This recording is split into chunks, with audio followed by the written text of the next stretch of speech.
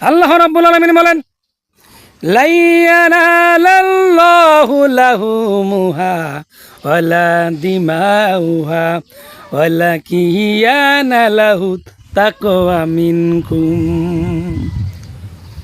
আমার আল্লাহ বলেন, কোরবানির গরুর ওই গোস্ত রক্ত কোনো কিছুই পৌঁছায় না, পৌঁছায় শুধু তোমার তাকওয়া।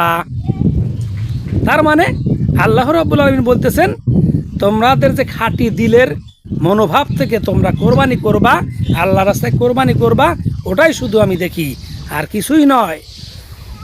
এই কোরবানি কিন্তু হালাল টাকায় কোরবানি করতে হবে, সুদখোরের টাকায় সুদের টাকায় কোরবানি হবে না।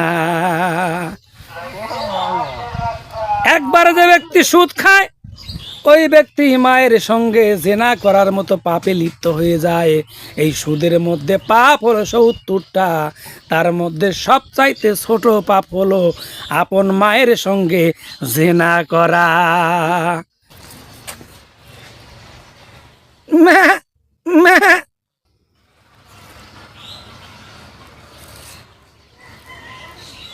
শালারে মাম, আমি সুদ খাওয়ার জন্য তুই আমার নামে বদনাম করতেছু। তুই বাড়া, তোকে দেখাচ্ছি মজা। শুধু সুদের টাকা নয়, খবরদার, জুয়ার টাকায়ও কিন্তু কোরবানি হবে না। যারা ক্যাসিনো খেলে, জুয়া খেলে, জুয়া কিন্তু মারাত্মক অপরাধ।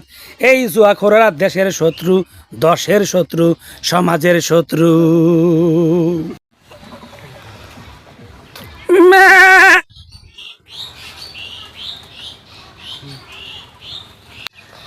শালা ইমান, আমি এই জুয়া খেলি দিয়ে শালা জুয়া খেলে আমি বাড়ি গাড়ি হরছি দিয়ে শালা ইহারো শালা ইমান, তুই এসে তুই বাইরে বাড়া, তোর কি অবস্থা ওরে, তুই বাইরে বাড়া শালা ইমান।